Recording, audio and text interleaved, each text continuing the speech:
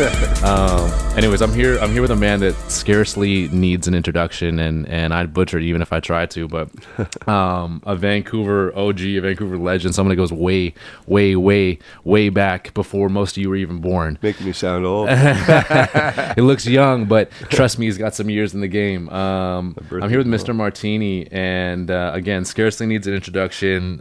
DIPT owner. Originally Fuck What You Heard. The audacity of that is so cool. But man, thank you for being here, and thank you for making the time for us.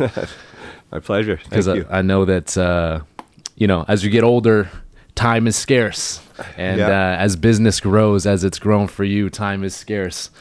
There's always time for stuff like this. I'm honored to be here. So you're super grassroots. We were just talking. You know, supporting Find a Big Country, coming out here with the guys that self-hired. You're not one of those guys that elevates to a certain level and then can't see him. No, never that. Or maybe I'm just not at that level yet. Well, I don't know. No, I never want to be that type of person, you know. Yeah. I want to keep it real. No, man, keep it. For lack of a better cliche. Keep it real. I'm sure you'll put it on a shirt if you haven't already. Trademark that. Yeah, exactly. So how did you first come up with the Fuck With What You Heard? Can we get the backstory on that, please? Because that's audacity. That was actually it was started actually by a guy, Blaze Olson, in North Van in '94, and he ran it there for a bit, and then moved it downtown to 552 Beatty Street. Oh. And I used to sell him clothes. At that time, I was hustling clothes and stuff, and he used to carry some of the brands that I had and stuff, and just and I was kind of, I had my own clothing brand too called Extra New, Worldwide Apparel, and blah blah blah. Anyway, I was trying to make a living at that, which I was selling it all over Canada, but I wasn't really making enough money to live and reinvest. Right. So I was looking for some other opportunities. He looked like he could use some help and stuff. So we talked, and I approached him with the idea of partnering up with him and stuff, which happened. I think it was like 90. I think that was like 97. Jeez. And so he'd been doing it for a little bit before that, and built up the name of the store and stuff. Props to him on that. And we partnered up and did that for a few years until I kind of had some loftier ideas and stuff and wanted to branch out of my own. So I early 2000s sold my half of that. But that's also where I started the Vancity Original brand back then at FWUH as well. F-Dub. Who's that? Those were good days though, man. It was fun. That was a good introduction to running a retail store type thing. Right. I learned all the stuff not to do. And but it was cool. It was a cool scene back then because there was nothing like that. We were like a full, like, you know, 4 elements of hip hop, like real like hip hop shop, records, graffiti supplies, b-boy videos, mixtapes, the culture, clothing, you know, everything. Right? Yeah, it was. And those are, I still think back to those days. Those were days. They were fun. That was cool. Dealing with kids coming in every day, rapping to you.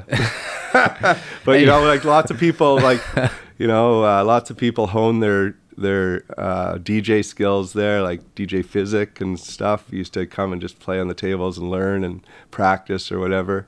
Yeah. And that carried on in through quite a few years at DIPT too, and I had turntables there for people to hit up. Oh, no way, that's super sick too. Yeah, but anyway, yeah. So 2000, I sold my half of that back, and about 6 months or so later, opened up DIPT. Damn, right there. Yeah, brick and mortar is a different game. Because I mean, now especially, it's really a different game now. I mean, listen, everybody has a online clothing brand. Get out of here. I mean, I can start it tomorrow. You know, print some T-shirts up. It's no problem, right? For sure. But I mean, the cut and sew and actual fashion to it. Again, your stuff it's not just throw some shit on a t-shirt. It's shit, like, and that's how it always kind of starts. Well, of course. Yeah, in 97, 95, or whatever, Yeah. Whatever it was. I mean, I'm sure it has to, because profit margins are low, right? You have to do what you got to do. Yeah. Whose idea was it? Fuck what you heard. Yeah. Was that you? No, Blaze came up with that. Oh, he came with that name? Yeah. He came with that name? I can't take credit for that. God. It's a good one, though. I love that, man. Yeah. I wish some of these kids in 2018 had the audacity to come up with a name like that, man. Dope. Yeah. But I guess were you guys coming up off the shoulders of kind of like the punk scene at all, or? I was, I think a little bit. I know I definitely was in that, skate, punk, hip hop sort of scene. Yeah. After high school and stuff, and that, and so yeah, it was definitely, that kind of like, anti-establishment. Like, Beastie Boys-ish type steez in a way, I guess. Yeah. No, it was good. I grew up in a small town, so luckily I'd terrace in northern BC. Oh my gosh. Luckily my parents would take us traveling a fair bit, and we'd spend the summers in Vancouver and stuff. So I always kind of had a bit of the big city, I knew what was going on. Yeah. And I also had a friend back in Terrace whose mom used to be really heavy into the hardcore scene. Okay. And so she'd hook me up with, like, in like grade 8 and stuff, I'd have like SNFU tapes and like old school. Like, so she got me into the punk, and I'd be playing basketball and be my turn to play the music at a practice, and I'd throw on the punk rock stuff. Everyone else is listening to, like, Motley Crue or whatever. Yeah. And I'd throw on this stuff. They'd be like, "No, come on." Yeah. So you like the hard stuff, the stuff that comes through with that. I'm still like that with rap too. Yeah. I don't like the soft stuff. So I'm you're not like an R&B dude at all. You're like in the trap movement and all that. All that stuff's good the to beats. me. The beats got to come through hard. Yeah, you know what? It's all about the beats. Yeah. The beat's got to be hard. There's got to be some bass. You a Dre guy?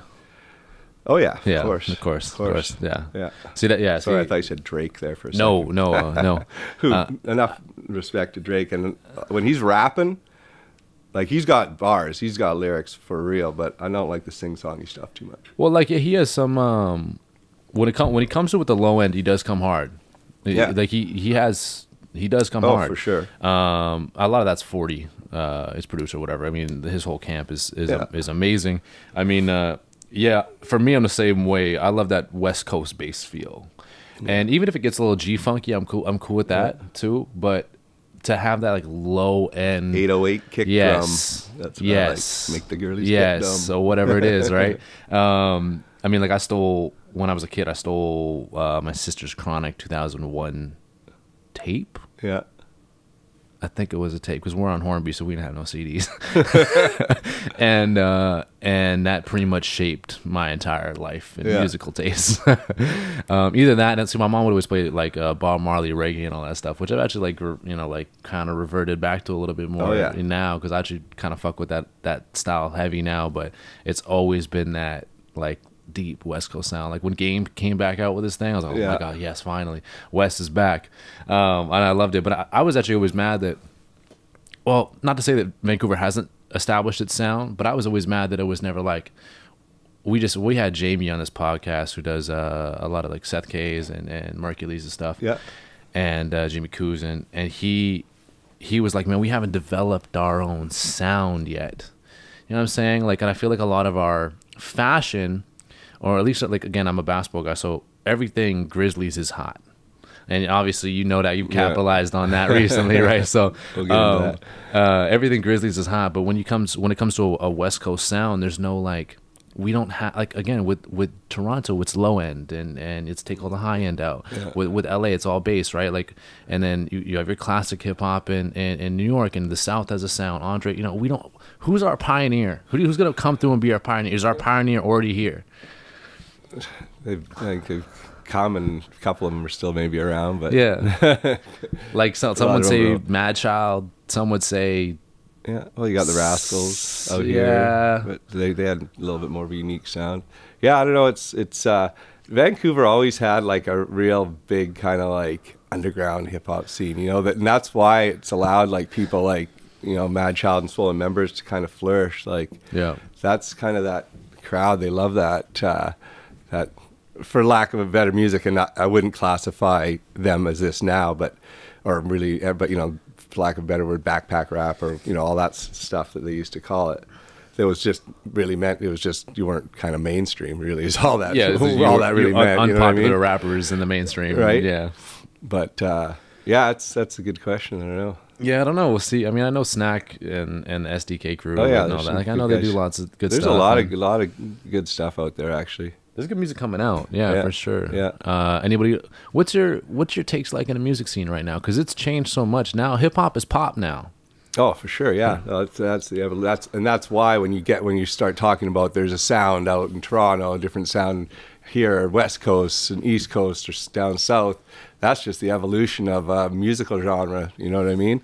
That started in New York, obviously, and then branched out all over the world, and every different area, kind of has their own sound. Yeah, and stuff. I mean, there's a lot of overlap, obviously, but there's definitely some distinctions and stuff like that. Yeah. But I just had it's like I love listening to old school hip hop and all that stuff. Like I still listen to that stuff all the time, but I like the new stuff too. I think I was just talking to G-Man about this, and we're like, the old stuff's cool, but the new stuff keeps us young. You know what I mean? Like keeps us a bit in tune with it, and it's like anything. I don't like all of it, but there's some stuff that's questionable. But like that's like I said the same thing back in the 80s and the 90s. I just said the same thing in the late 80s. There's some rap in like, and I just mid 80s when hip hop really started to kind of get out there, I'd just buy any rap tape I could find. And then when I come down to Vancouver, there was like Odyssey and track records and stuff where you could get the imports. And even back then that was like expensive, like $18 tapes and stuff, and that was back in like the late 80s. Way. Yeah, because there was all the stuff imported in that you couldn't get. That was pretty crazy. Wow. I remember my dad driving me to Bellingham to get the NWA straight out of Compton. Because I couldn't get it here. So is that what you said at the border? Yeah. What are you fellas doing here? We going down to get that new NWA. Exactly. The white boys from Canada are here. Just let them through. There won't be any trouble. Yeah. Don't worry about it. If they get that ruckus, they'll keep it up there in Vancouver. That and troop jackets down there. Yeah, man. I'm with it. I think the evolution's cool. I think that as it becomes more commercialized, like again, I think that fashion, hip hop, basketball are kind of all in the same realm right now, where you have like point in case Kanye, right? Yeah. Coming to the forefront of, I mean, I'm immersed in it, so I'll say the forefront of fashion, even though that's maybe not entirely correct, but just in terms of his style and where he's going. Yeah. And I know that, I mean, for a guy like you who came up in the Jordan age, how do you feel about these new? Because are you a religious guy? When I say religious, I mean Nike, Adidas. No, I'm a sneaker. You're a sneaker guy. I'm just a fresh kicks kind of dude. If it's fresh, you're there. Yeah, I got you. So and by fresh, it doesn't mean it has to be the latest, craziest shoe. If you got taste and fashion, and know your stuff, you might be rocking a shoe that not every kid has, but it's way fresher. I got you. Favorite kick all time? I have to throw Air Force One up there. Of course. Shout out. Yeah. Jordan 1. Yeah. I mean, I like Puma suedes. Ooh. Love Puma suedes. Ooh.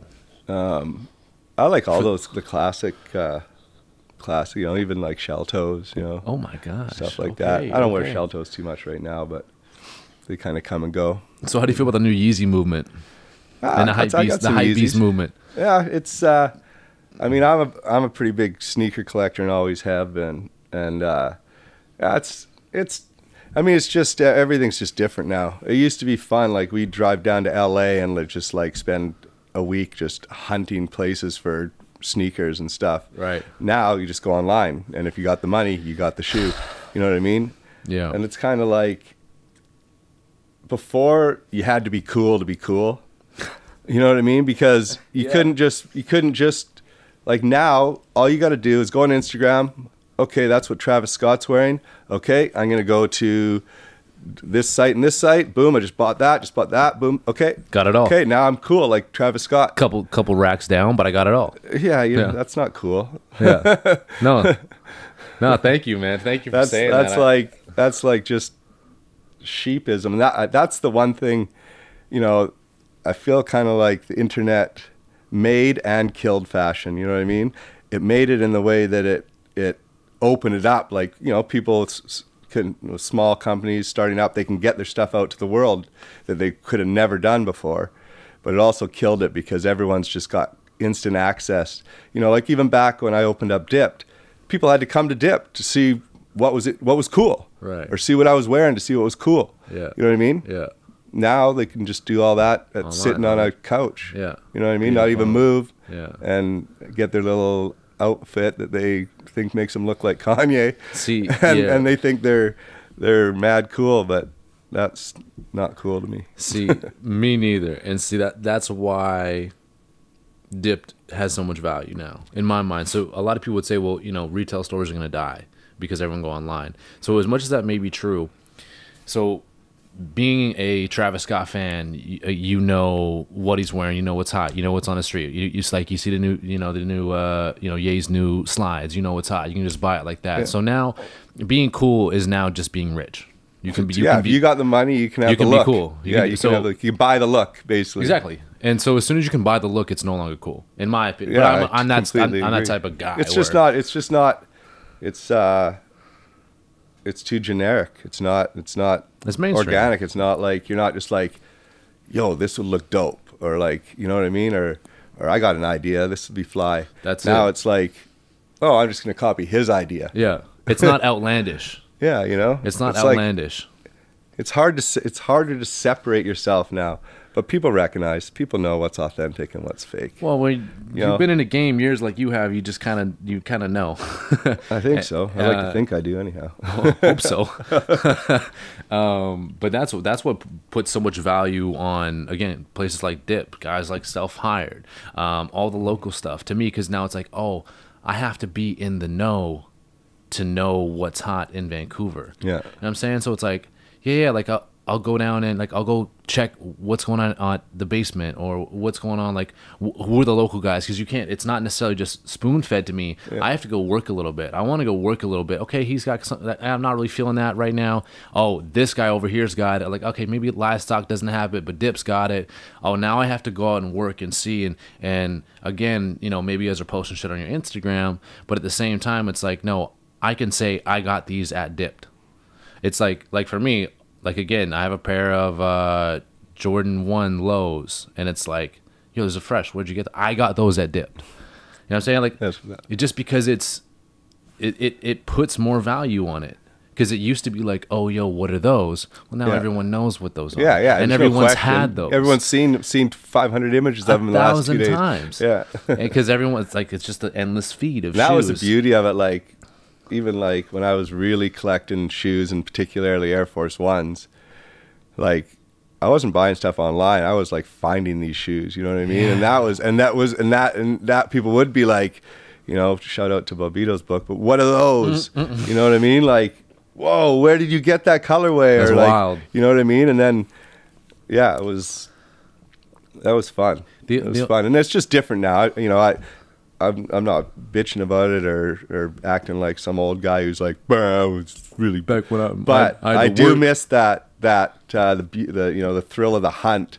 Now there's no hunt. I mean, you just go to Flight Club or StockX or whatever. They've got every single shoe you could ever dream of. You know what I mean? And if you got the money, you can buy boom, anything. It's yours. That's why I'm the same way. The only hunt I can get now is if I could like go down and go through like the back shelves at the outlet stores, where I can just find weird shit. Find that's not some even hidden gem. Yeah. And I mean, that's the only way you can really do it now. You know what I'm saying?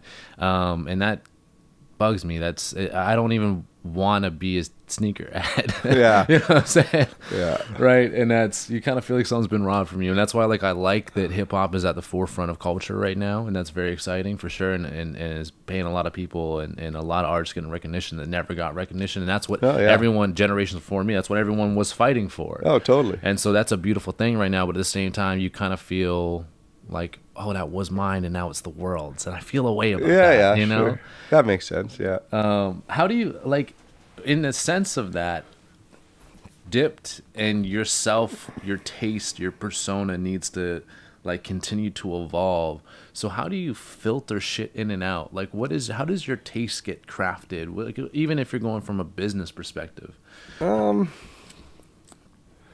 don't know, like, insofar as, like, buying for the store. Exactly. You just gotta, I mean, just like I said, listening to the new music keeps you young. You gotta just stay in tune with what's happening. You gotta be on point. You know what I mean? Yeah. Like, and that's why. I mean, we're not carrying Sean John and Rockaware and Nietzsche anymore. You know what I mean? Like, God, I we've been those in there the closet. 18 years now. So you gotta imagine how many changes and how many different brands have come through that store. Yeah. And you know, we've had tons of success, but at some point, you know, you start, you know, start seeing the downhill kind of motion on a brand. You know, it's time to move on to something new, right? And so luckily, I've been able to maintain that and stay on top of it enough to stay relevant. That's really what it comes down to, being relevant. You ever feel like you know, elder statesman in the game? Kind of more lately. It's my birthday tomorrow, actually. Oh, no way. Hey, happy birthday, man. That's awesome. I mean, it's funny because we used to say it's a young man's sport.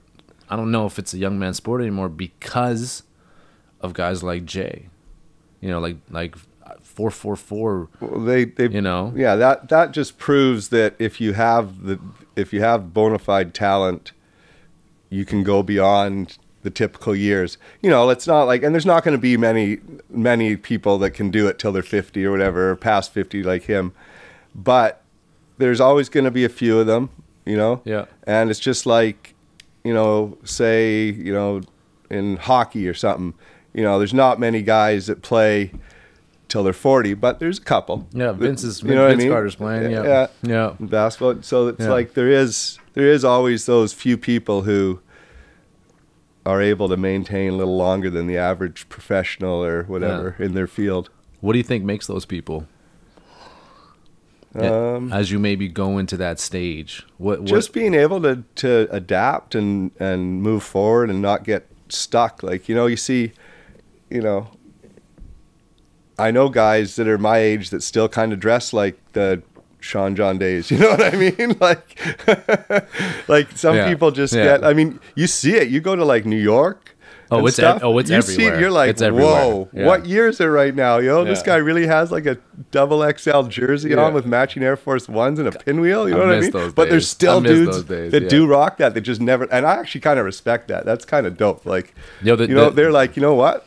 Hell no, this is I'm feeling. This is my me. Shit. This is my shit. I'm this not is changing. Who I am. So, exactly. And that's tight. You know, so I got a lot of respect for it. But I mean, if you're in the fashion game, you're gonna have trouble selling that stuff to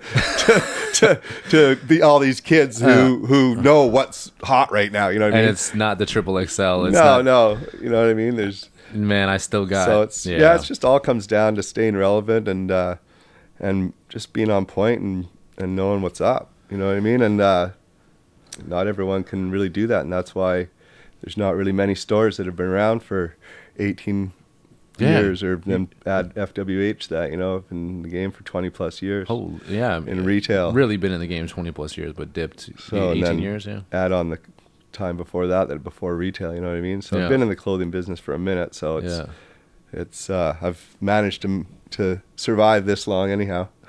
What made you? There's lots of ups and downs, like anything, but you know, you gotta weather the storm. Yeah. What made you go to that originally? What made you gravitate towards that? Clothes, fashion in general. I was always into clothing and footwear and stuff like that. Like even when I was in like elementary school and stuff, like I'd have all white pair of shoes, and they could have been like no-name shoes. Like I'm not even, whatever, probably North Stars or something. But they're, you know, I think one time I've told this story before.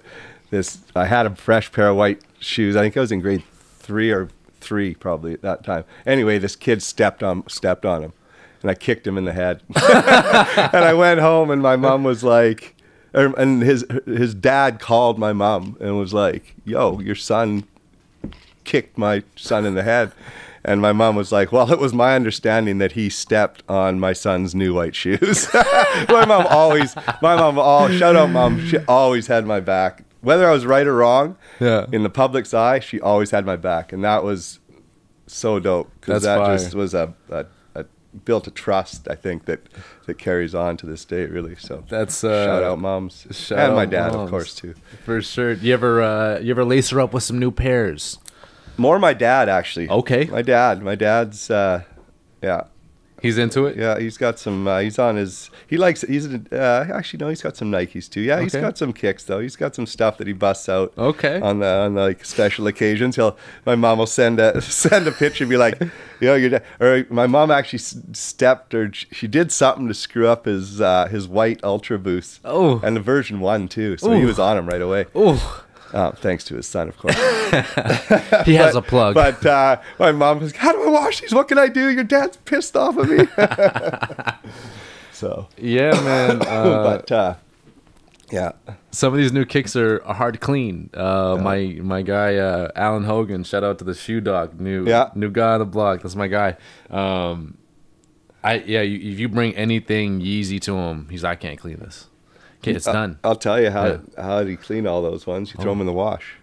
Really? Oh, hell yeah. What? Yeah, come out brand new. Oh my gosh. Yeah, there you go. Little thing for all you people with like any fly knit or prime knit shoes.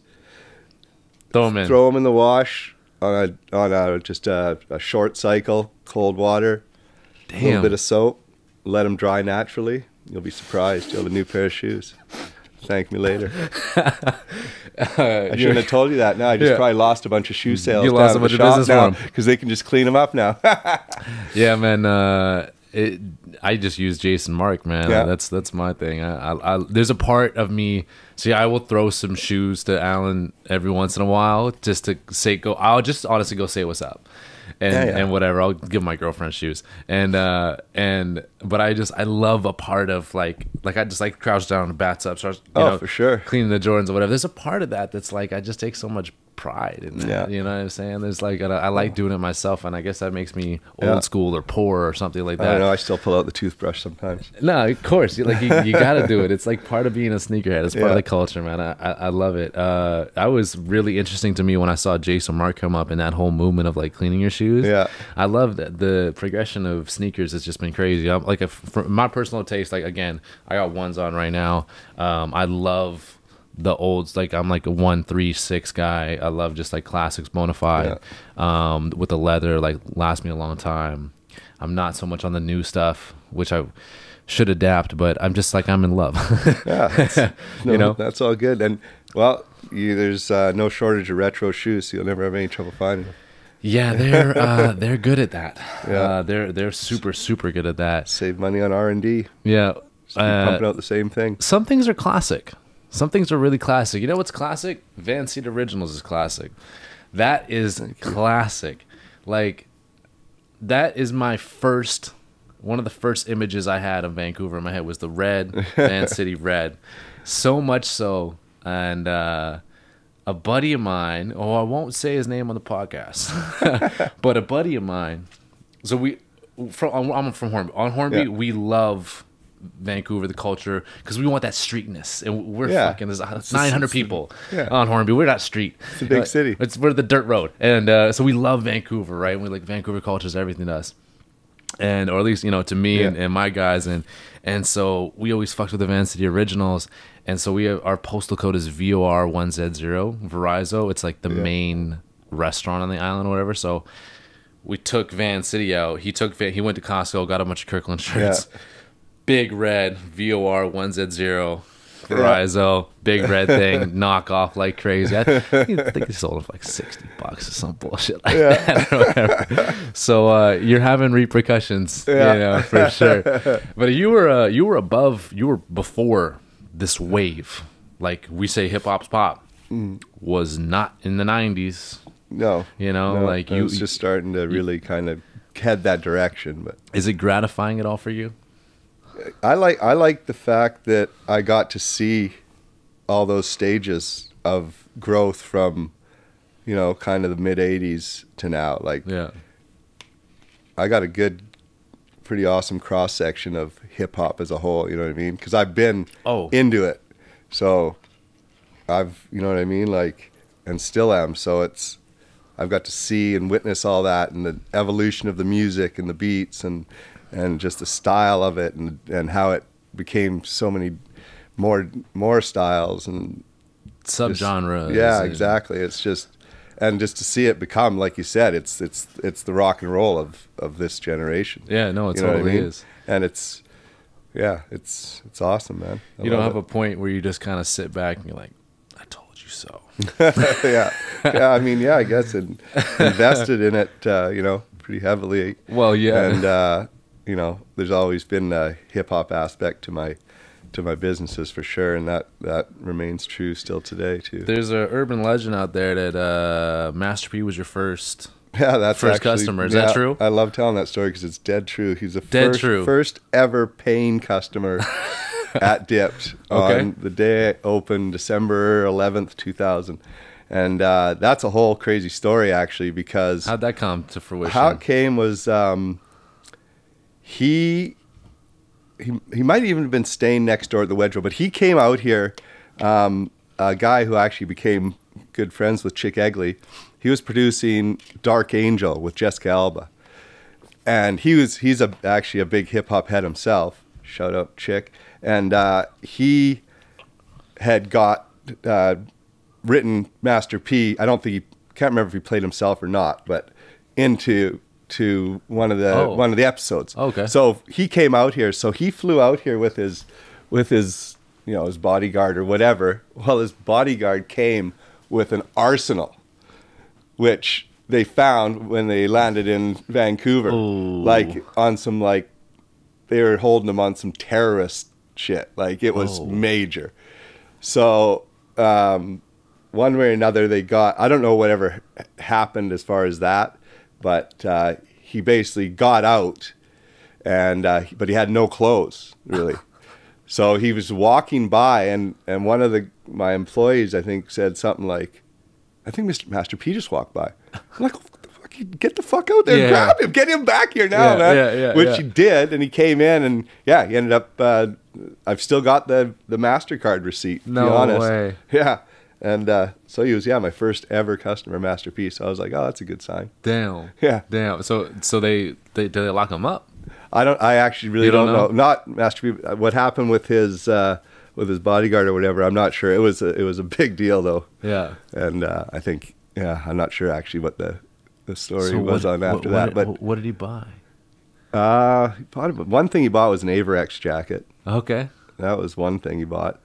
And I think he wore like half the stuff on the show. Yeah. I think he wore the jacket even in the show. Oh. But and then it just So you gotta find that. You gotta find that clip of that show, because I guarantee that tape exists somewhere. Yeah, somewhere. They used to. Well, and then Chick Egley, that producer, he was like, I think he was like, you know, Master P, where'd you get that stuff? And he's like, oh, this is the store up. And then he came down right after, and shout out Chick. And totally. And then Jessica Alba was coming, and what? Yeah, she. Oh my goodness. Yeah, so became really good friends actually. And she'd come down with her family. I think she was dating the guy in the show that was. He was in a wheelchair in the show, not in real life, but yeah, it used to all come by the store for years. Actually, she used to come through, and stuff. So yeah, it was kind of it was a cool time. Like right after opening. So yeah, it was a good little response. That is very cool, and something to get your business just going right out the door. Right. Hey? You know what I mean? Right off the bat, to have that was kind of cool. And we've had countless hip hop legends through the doors over the years. Really, it's pretty cool. How does that? I mean, I understand now in 2018 because it's kind of like the spot. You know what I'm saying? Like it's if someone comes to Vancouver and like, where do I get some sick sneakers? Yeah. Like there's like you know, like it's just something you know. But in 2001. Well, there was nowhere. Yeah. You know what So I you were mean? the only spot. I was. Well, I mean, yeah, more or less, not totally, but more or less. Besides yeah. Sport Check and Well, yeah, I mean, there was a few little places maybe in the suburbs and around, but nothing. Yeah, no, like, yeah, DIPT was a spot for sure. Bonafide. Yeah, like, so Bonafide. that's where all the, the rappers would come or the promoters would bring them by or whatever. You got to go That's by tight. DIPT. You know what I That's mean? tight. So yeah, we've had some. I've got a pretty long laundry list. I've kept track of everyone, like as far as a list. Well, I mean, listen, So- man, you don't have to keep them secret if you know. Yeah. I mean, I know you've been in business a long time, so there's Yeah. probably a lot of people that come through. You know what I mean? There's been, everyone from, Method Man, Jesus. Fat Joe, Okay. back to the Alcoholics. We had Oh. an in-store with Russell Simmons. We've had in-stores with G Unit. What? Not 50 Cent, but Tony, it was, Lloyd? yeah, all those guys, and Young Buck even and stuff. And then actresses like Vivica Fox. We've had all the basketball players used to come through. I mean, I could pull up the list, but yeah, I'm forgetting. Okay. I mean, all it's right, a long let's- list. Trust me. Yeah, you're getting me flustered right now. Yeah. I don't want to be. God, I need to get in there. Robin Williams used to come to the store a lot. Rest in peace. Rest in peace. He was fun. He was pretty wild, that dude. Man, you know what? I might just quit my job and just start working a day job. Just start Yeah. meet some of these people, man. Shit. Yeah, that's it's fun. It's actually pretty cool, actually. If I think back of all the people that have come through and represented too. Yeah. I don't think there's any Wu-Tang members that haven't worn some Vancity Original Wow. and stuff. And, Wow. yeah, I mean, Redman. You got people like Jada Kiss. A Wow. lot of people. Yeah. Wow, that's crazy, man. I don't even know how to begin to describe what that must feel like as a business owner. I mean, like, as Ice someone Cube, that's another one that's been through. yeah, like, you started selling clothes basically out of your trunk, or like, you know what I'm saying? Like that hustle, Yeah. you know what I mean? Like, to the point where you have celebrities really coming up here and really recognizing and then repping your brand. Yeah. Like, not just buying it, like, oh yeah, cool, tight, and then just sits in a closet. Like there's pictures of these people out here. They're out here wearing it. They rep it. They love there's it. like stuff like even Young Guru, Jay-Z's engineer, he used to come through and he did when Jay-Z they did a documentary about Jay-Z and the opening of Barclays Center, and there's in the middle of the show they interview Guru. And he's standing in the middle of the court at Barclays wearing a Vancity Original on DMC crew neck. You know what I mean? So that was pretty sick. Or E40 gave him a bunch of stuff, and he was doing like he's got some wine, so he's doing like. He sell a wine? Yeah, he sells He wine. sells wine now? He's got his own wine. Yeah, and I saw pictures of him like doing like. Releases at Safeway wearing Vancity Original and stuff, like funny stuff like that. You know what I mean? Yeah, man. So yeah, that's dope. But It's I cool. mean, with so much success, I'm surprised we don't see DIPT LA or DIPT Toronto or DIPT Chicago. Yeah, I always kept it kind of tight. I mean, there's been some, I opened a store in 2008 called Freshman.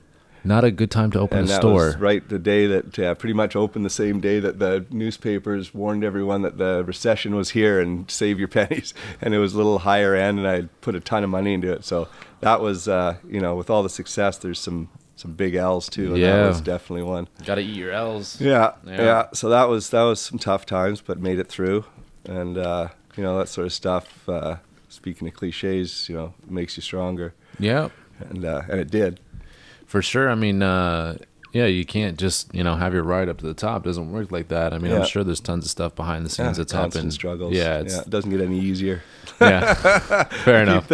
Keep hoping and thinking and wishing, but it doesn't get any easier. It really doesn't. Yeah. Is there anything on your mind for business ventures in the future? I mean, like we've been on a rip here economically since then. So, I mean, I'm sure there's got to be a couple things on your radar, no? Yeah, just mostly right now focusing on really growing the Vancity Original brand. That's kind of been the focus, alongside Jungle, Justin Jung, who is a very integral part of all that. Yeah, we're just there's a lot of stuff. You know, we're doing stuff with you know, we're running a third or fourth season with the Vancouver Canucks, doing our Vancity Canucks collections that they carry at the arena and stuff. Yeah. To the most recent, the Mitchell and Ness Vancouver Grizzlies NBA collab we did, the Vancity Grizzlies. Cool. Very, very cool. Working on some other professional sports teams in the area. We're hoping will come to fruition over the next year.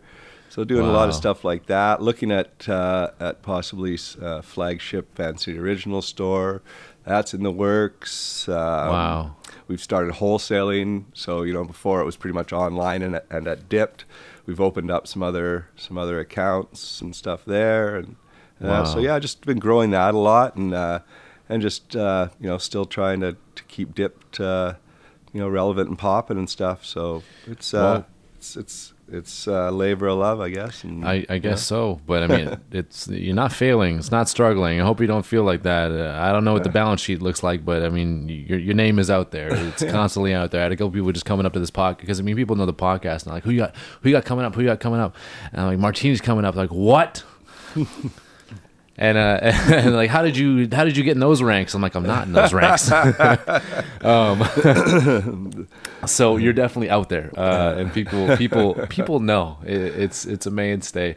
How did you said Jungle is a big part of this, and for people that don't know, how did that relationship come to fruition? And obviously, still such a vital part of everything. No, Justin. Now, what's his role? He's Justin. What isn't his role? He's awesome, man. He that started out, we were friends, and he helped me develop a weekly email back in probably about 98.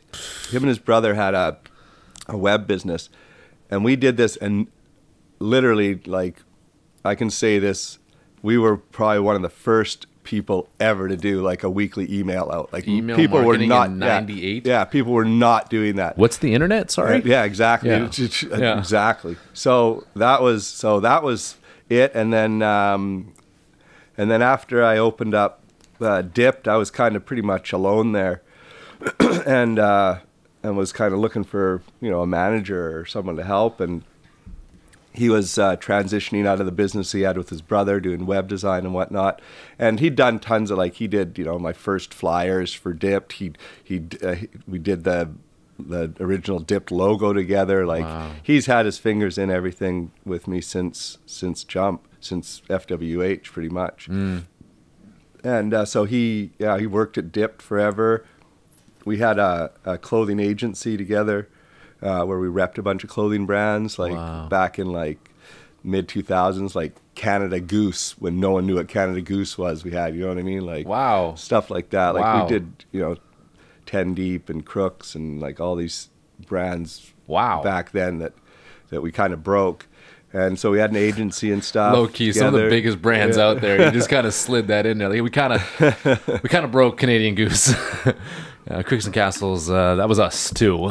Yeah, so there's 10 Deep, and we used to do what else? Gourmet Shoes, Lamar and Dolly. There's a whole bunch of stuff. Anyway, did that for a while, and then eventually, then he went to LA for a bit, and came back, and I was asked to, I don't know, I think my timelines are getting a little mixed up here, but that's cool. Also when the A-Life store was open here, they had kind of gone through some weird stuff there, and so they asked me to kind of GM that store too. That was around 2008, I guess, and around the same time I had to open the Freshman and stuff. Anyway, so I put Justin in there, or asked him, and he ran that for couple of years or something like that until it shut down. Right. And then I got him. I just was like, yo, I got to get some online going here with Vancity Originals. That's something you want to do. Anyway, he came in to do that, and then since is like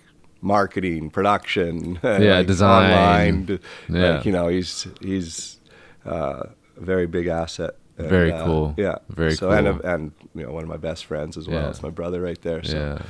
I mean, it's all about the team, right? Yeah. Yeah. And shout out his new son, Apollo. Oh, wow. Yeah. Iconic name. Yeah, great name. That's a great name. Yeah. Wow. Yeah. Wow, yeah. Great kid, absolutely. too. Yeah. How old is he? Put me on the spot. Young. He's young. May. Born in May, I believe. Okay. I think. Very No, young. hold on. Yeah. I don't know. Yeah. Under a year. Yeah. Okay. Cool. Yeah, you're fine. Don't worry about it. Sorry, Justin. I'm sure. I should know this. Well, it's in my phone, I promise. It's not your kid. I mean, come on. It's fine. Yeah. I mean, there's to ride with someone for that long is crazy, and I'm sure a lot of this stuff wouldn't have happened if you didn't have the manpower. Because I mean, just finding people you can trust and people that won't flake, and especially when you have like notoriety and you know, people get caught up in that shit, and you know, old Masterpiece coming by, or you know, like Alba. People get lost in that very, very quickly. Yeah. And fashion is another thing too. It's like when we work in these street industries, urban industries, whether it's digital media, clothing, fashion, sports, you don't necessarily attract lifers right off the bat. You know what I mean? Like, you really have to wade through, and not to say people are bad, it's just, you know, maybe they haven't grown to a specific stage. Like, just to even, you know, whether it's a spouse or a business partner to find someone and then grow with them like that. I mean, how have you navigated that? Because you said, like, from fuck what you heard, so that's 20 years ago. Oh yeah. No, navigating 20 years of not friendship but business as well. It's pretty rare. It's you know, I didn't like, because I had a couple partnerships earlier on in my days that definitely didn't really work out. Happens. Yeah. So you know, it's a testament to him and to our friendship, I guess, that and we're still working together 20 plus years later. You know what I mean? So what do you look for? So there's entrepreneurship is cool now, and that's awesome. Not shitting on that. You know, like, well, we started this podcast. I mean, I'm with self-hired. Like, these guys are hustlers. I love that. That's the spirit. That's why we all get along. Yeah, exactly. Right. It's, you know, it's the hustler spirit, hustler ambition. And, but it's so hard now because everyone's so accessible, so visible because of social media. What would you say if you were to give any advice to any young guys out there who are looking to scale and looking to find partnerships and looking to find people? How do you wade through the shit? You've obviously been able to master it. Well, I don't know if you ever master it, but I mean, I go a lot on just gut feeling. Mm-hmm. I've been taking a couple L's there too, but most of my employees stick around for quite a long time, you know, relatively to say you know, a Foot Locker or one of those stores that got constant turnover. Like, most of the people stick around until either, you know, they move, you know, they've just kind of outgrown the job, or, you know, it's not too many. I haven't had a lot of, like, I've had, you know, obviously a lot of employees over the course of 18 years, but never, like, you know, not in and out. Like, most of them have stuck around for year, some time. 2 years, couple years. And I like to, a really large chunk of those people have gone on to do some pretty cool stuff, and a lot of them have become entrepreneurs themselves, and so it's, pardon me, it's kind of almost rewarding to see their successes and think that maybe I had a small part of it. And I'm not trying to take anything away from it or gas myself up. I'm just, you know, it's like a proud father type thing. You know what I mean? It's like, cool, you know, you learn to DJ on my turntables, and now you're one of the major DJs in the city, and you know, there's lots of people that's the case and stuff. So it's cool, and just being fair and respecting people and trying to allow them to grow within the company too. Right, you know? right. So yeah, no, for sure, man. It's admirable, and you don't hear. At least I don't, and no one I know does. You don't hear a lot of bad stuff. You know what I mean? Like, when you're in a game for so long, like you say, you have deals go sour. So what speaks measures to me is, even on the deals maybe that have gone sour, the L's you have taken, there's not a bunch of people out there yapping or whatever. It's like, situations happen and it didn't work out. Yeah, I never really fuck anyone over, man. Like, even when, you know, like, that freshman business failed, you know, every supplier got paid. I wasn't one of those people who, yeah, you know, I didn't just pack up at midnight and leave, you know, like Yeah. everybody got paid, you know, I can, you know, stuff like that. I pay my bills. I'm pretty straight up. I don't bullshit people, you know, it's. And again, in this industry is, I don't want to say rare. I don't, but, you know, I'm not a scammer, you know, Yeah. I'm just, you know, just trying to be honest, be fair, be a good dude, be a good business.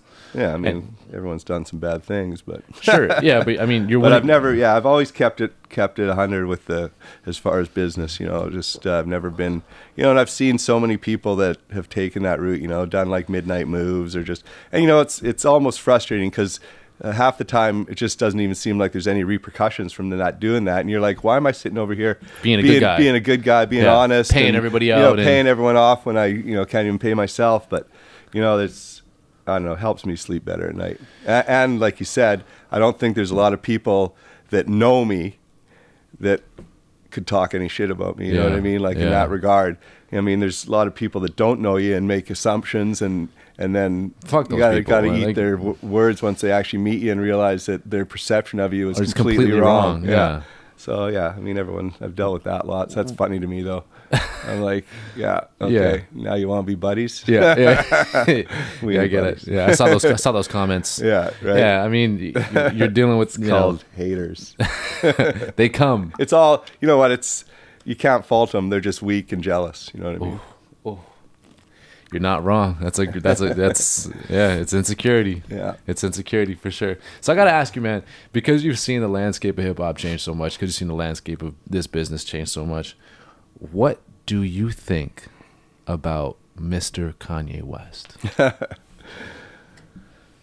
He's either crazy or a hell of a marketer, or a bit of both. I think. Both, yeah. But I don't know, when you try and think of, before I get into like his actual stance on things and stuff, try to think of being that revered and that famous, like when you have, like, for lack of a better word, you know, millions of hype beasts that is like their god, you know, to the point where he calls himself God. You know what I mean? Like Yandi, Yeezus. Yeah, right. So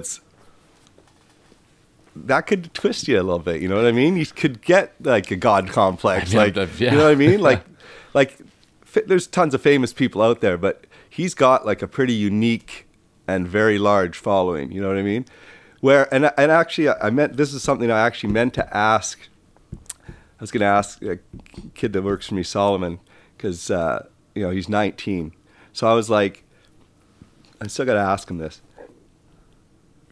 Kids your age, do they care? Do they care that he did that whole thing with Trump, or do you just care that he has the coolest shoes? You know what I mean? Like, is that affecting them, or are they going? Actually, are they sitting back and thinking, actually, maybe this guy's not as cool? Or does that even matter? I think probably I'm going to hear it doesn't matter. Like, I don't think a 19-year-old's maybe getting that deep that they're like, I'm not buying those Yeezys because he aligned himself with President Trump.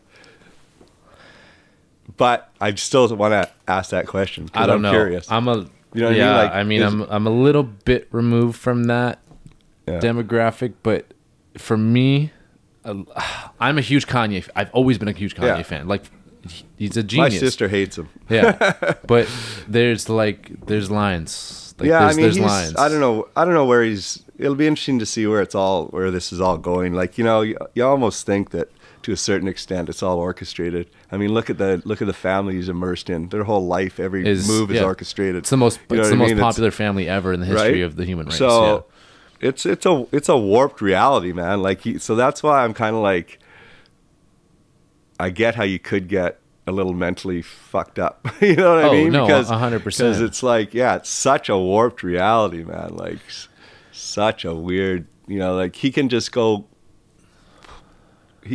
wear whatever tomorrow, like just some garbage bag, and kids will be wearing that garbage bag by 6 p.m. that same day and selling it for $300. Yeah, you know what I mean? It's like, to have that kind of clout is unmatched and unparalleled. Yeah, pretty crazy. You know what I mean? Like, I think there's some things that's like, for me, again, being a huge Kanye fan from, like, you know, late registration, graduation, all that stuff. 808s on Right, it was amazing. He's a great artist. And you can't take that away from him. But again, 'cause I have that nostalgia. You know what I mean? There's a certain thing there, but And because I never want to take things at face value. I always want to question everything, go deep into like yourself. There's got to be something here. Yeah. He's obviously a smart person. It's fun to watch. It's very fun to watch. Holy shit. It's really fun to watch. Hard to watch sometimes, but it's fun to watch. You go deep into like his reasoning behind some of the stuff. Listen, black people don't necessarily have to be Democrats and stuff like that. And I love the free spirit and listen, think whatever you want to think, do whatever you want to, be free. And I think that's kind of the message behind it. But at the end of the day, this is the same guy that says, George Bush doesn't, George Bush doesn't care about black people. Yeah. I was gonna say but care about black people. It's the same person that you're sitting down with Donald Trump. I don't know if it was a real one or not, but I think I saw something on probably on Instagram, but it was like George Bush sent out a tweet or post or something that said after he met with Trump, he's like, Kanye doesn't care about black people. I don't know if it was real or not. If he was that savvy to or his team put that out, that's pretty funny. That's amazing. But it was funny either way. That's amazing. But I wonder if he actually did, if Bush actually did do that. I love ex-presidents, man. Ex-presidents, they're kind of out now, so fuck it. Especially if they had 2 terms and they're done. Yeah, they're like, whatever. Like Obama right now is my favorite. I love him. Oh, how can you not? I mean, and that's another weird thing if you get into politics a little bit. I was talking to my girlfriend, about like you don't know anything about Trump. Like, so Obama, he likes playing basketball, he likes some hip hop music, he's a family man, you know a bit about his daughters and his wife, stuff she does. I don't know anything about Trump. Does Trump listen to music even? Does Trump, like he tweets? But it's like even watching that thing with him and Kanye, he didn't say anything of substance. And then he's like, the funny thing at the end, his big thing was, so how did you feel about being here? Like he's always just wants to gas himself up. He asked Kanye, like, did you feel pretty cool being in my office? Like pat me on the back some more. Yeah. Like, he just had Stroke my ego. No substance. He's like, great guy. Like he's not saying anything. Well, these are 2 good people, and that's why they're here. Because I like these people. Yeah, because they're supporting you. Yeah. That's the only reason. That's the only reason why I like them. The minute Kanye says something negative about you, you're going to be tweeting what a dick he is. Yeah, exactly. Right. Anyway, that's a whole other thing. I heard a theory that Kanye is only doing this. This was just some internet troll, I'm sure. Yeah. But the Kanye is only doing this because he wants to buddy into a relationship with Trump, so he can get Trump to sit down with Colin Kaepernick. I heard that. Oh, I think that's a stretch. That's an alternate reality. Yeah. Yeah, probably. But speaking of him, I heard he's trying to trademark his face, like his silhouette or whatever. His Kaepernick afro? is. Yeah. What? He's trying to trademark that. Didn't Nike already trademark that? Didn't he sell that one out already? Who knows? I think that's probably a wrap for him. Mm-hmm. I thought I just read that yesterday. It's kind of funny.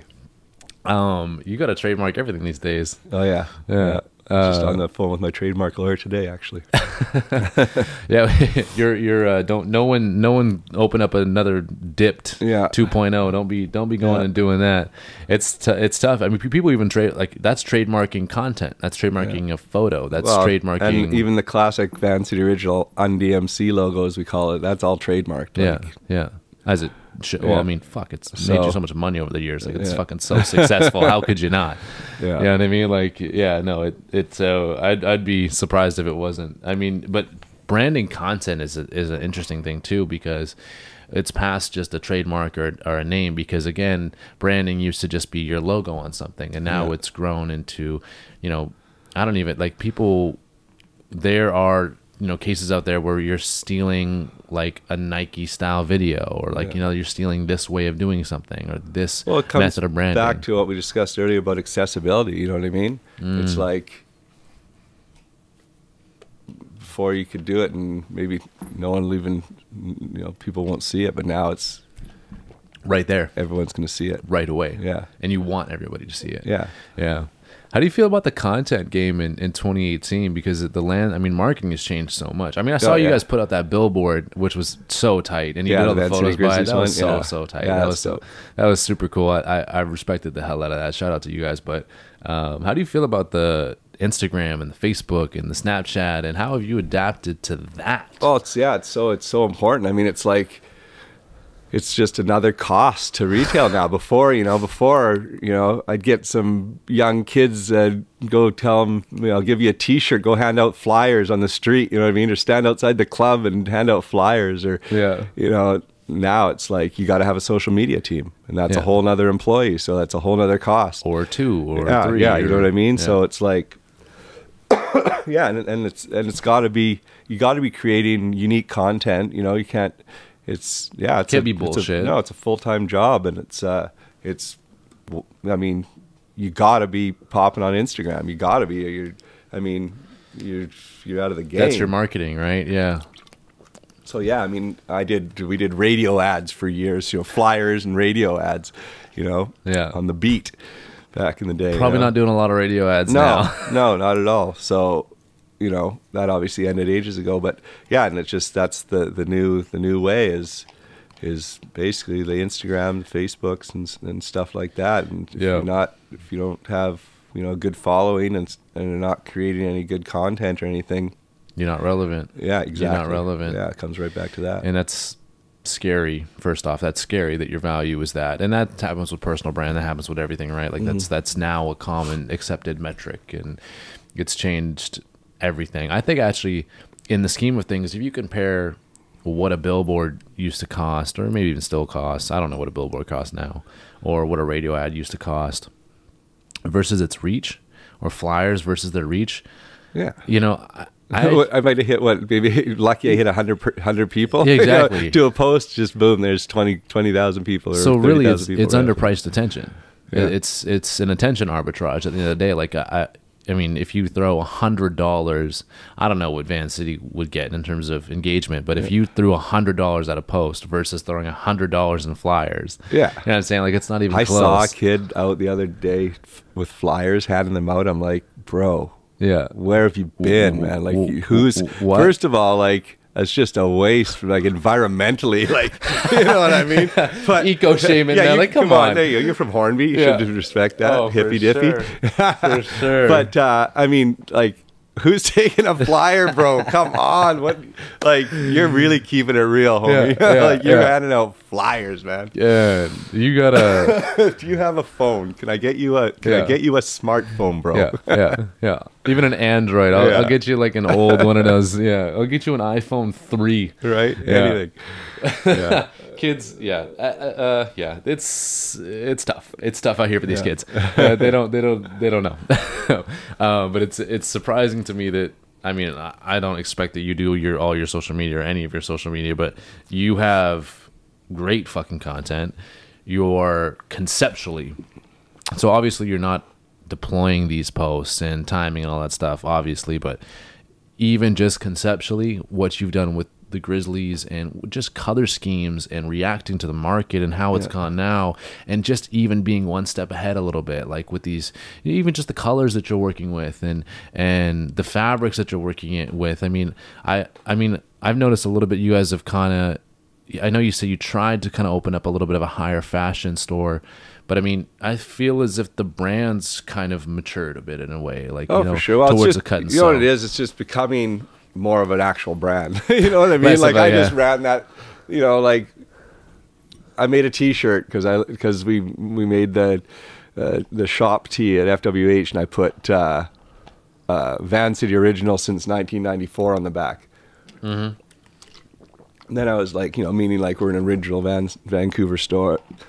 Pardon me. Yeah. And then I was like, I like the sound of that Vancity Original. So, and then I was just like, I'm going to make a shirt. Yeah.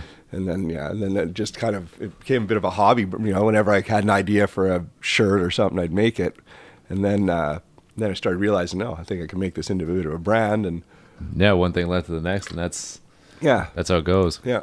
I mean, Justin's had a lot to do with that as well. Yeah. He's helped a lot with building it up and stuff in that regard. For sure. Was the rise of, I mean, because basketball's come to fruition so much now lately, like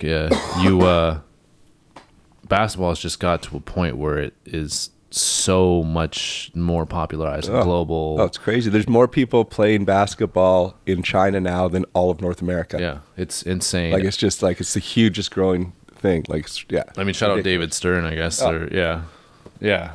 Yeah. But was that He's part? been the commissioner since like, what, the 80s or early 90s? Yeah, or no, he was the commissioner from late 80s, I want to say, till 2015. Yeah, just a few years ago, yeah. 16 or something like that. Adam Silver came over. But was that part of your marketing? Was that kind of in the back of your mind when you were looking at doing this whole Vancity Grizzlies thing? Or was that just good time with Mitchell and Ness? No, when it all went down? Yeah, yeah. Well, that just turned out to be the perfect storm. Well, yeah. It was an idea that we kind of had thrown out there and weren't really getting too far. Our foot in the door was with Mitchell and Ness because they have license for that stuff. So it was like, this would be really cool if we could, playing on the Vancity Canucks. It'd be cool if we could do Vancity Grizzlies. So sorry, the Mitchell and Ness owns all the rights to the vintage Grizzly stuff, or they own they don't. I mean, the NBA owns it. They pay licensing and are able to sell the hats. Make product with those logos. So they were kind of the foot in the door. Anyway, then they're like, okay, I think maybe we can get them to go for this. Do up some designs, whatever, and see. So yeah, we sent, and then obviously some back and forth and this and that, and the NBA said, sure, we want you to do it. We want you to launch it basically same time as we do the basketball game in Vancouver. Right. It was the Blazers and the Raptors this year. Yeah. A couple weeks ago. Yeah. So we kind of had trying to make that deadline with production and stuff, and then so we already knew that the basketball game was happening, but then they had the NBA had all those things set up, the crossover and everything like that, and then boom, with Cat came with the Finding Big Country with the Vancouver International Film Festival, just happened to be at the same time. Yeah. So it was like Friday we dropped the Vancity Grizzlies capsule. Saturday there was the game. Sunday was her premiere of Finding Big Country. It was just like, man, I've never seen so much Grizzly stuff around in a weekend. It was awesome. It was very cool. We had curated at the pop-up we did on Friday. We had curated a ton of vintage merchandise from some local collectors. Yeah, very, very cool. I mean, for the retail and in the future and stuff, it's. I don't think brick and mortar is gonna go anywhere. I mean, but definitely it's. I mean, there's no doubt about it. Look what stuff Amazon's doing and stuff. I mean, you literally don't have to leave your couch. You could at all. It's horrible, but it's also pretty cool. But so I mean, for brick and mortar, it comes down to having good product and really just having great customer service and an experience of some sort. You know what I mean? It can't just be you can't just have like just a regular old shop anymore. You gotta have something to make that kid get off the couch and come down and actually touch that sneaker, opposed to just going online and ordering it. I'm old school. Like, I love shopping. Like, I don't care if it's grocery shopping. I don't care if I'm in Mexico and it's a trinket fair. I don't care. I just love shopping. I don't like shopping online. And not to say I've never bought anything online. Obviously, I have, but very small percentage. Like, I love going into the store. Yeah, like, touching it, feeling, trying it on. You know what I mean? Like, that's just something I get off on, and probably why I'm in the retail business. Well, you don't say. Yeah. How important are like fabrics to you? Is that something you pay a lot of attention to, or not so much anymore? Yeah, actually, more so. More and more, I am paying more attention. Like, even we're looking at some new fabrics to make our fleece, our Vancity Original fleece, and stuff, which is made in Canada. Very cool. So yeah, we're looking at some new some softer fabrics and some stuff like that. So yeah, it has become more important, and I think that's just the evolution of a brand. Stuff's got to get better. You know what I mean? Yeah. Or you just plateau, I guess. But we want to obviously elevate Yeah, of course. And I think that's obviously in the clothing business, stuff like fabrics and you know, cut and sew and stuff like that is obviously that direction. Would you say your passions lay more in the design? Or like, for instance, a lot of guys will be like, I love the aesthetics of hoodies and pullovers, and that's my thing, versus... Yeah, maybe, I don't know if I get that deep, to be perfectly honest. I like the business of it. Yeah. Yeah. Yeah. And not to say I'm not very immersed in the creative process. I love that too. Like that was always actually, that was one of the first awesome things about working with Justin, is that, I mean, I had tons of ideas, but I had no graphic. I couldn't go on a computer and make them come to life. And most graphic people, which he's fairly skilled graphic artist as well himself, he would let me basically hang over his shoulder and be like, move do this, that, do color that, here. yeah, exactly. Yeah. Not many people would not many graphic designers would let someone do that. You know, most of them would be like, get the fuck away from me. This is my forte. Yeah. I'll do this. Yeah. But I always liked that because I'd have all these ideas, but I just had no way to bring them to life or fruition. Yeah, exactly. So I love the ideas. I like making the ideas happen. And yeah, I like the challenge of the business side of it. You know what I mean? Well, retail is like, if a kid comes up to me like, oh, I'm trying to do retail, I'm like, get a job. I'm going to tell you right now. It's so funny because everyone thinks, oh, you own a business. First of all, they think, oh, you're rolling in money, and it's so glamorous. Like, no, man, I put in quite a few hours. Like, I was at the store at 10 o'clock last night working. You know what I mean? Like, it's, but it's a choice too. You know what I mean? Like, it's a labor of love. I like what I do.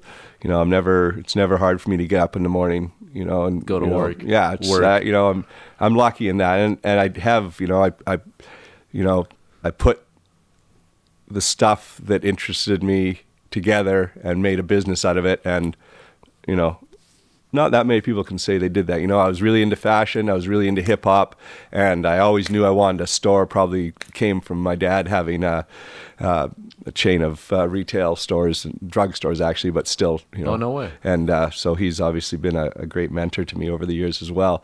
Yeah, and I put it all together, and it worked, thankfully. And I'm still doing it today, you know. So that's a good feeling. Not a lot of people can do that. Like, you got to bet on yourself. Yeah, you got to bet on, not to get too cliche with the fucking self-hired thing right behind us, but I walked into that one. You have to bet on yourself, and you have to like have that self-belief. And because I mean, how easy is it to sell out, to just go get an average job? Yeah.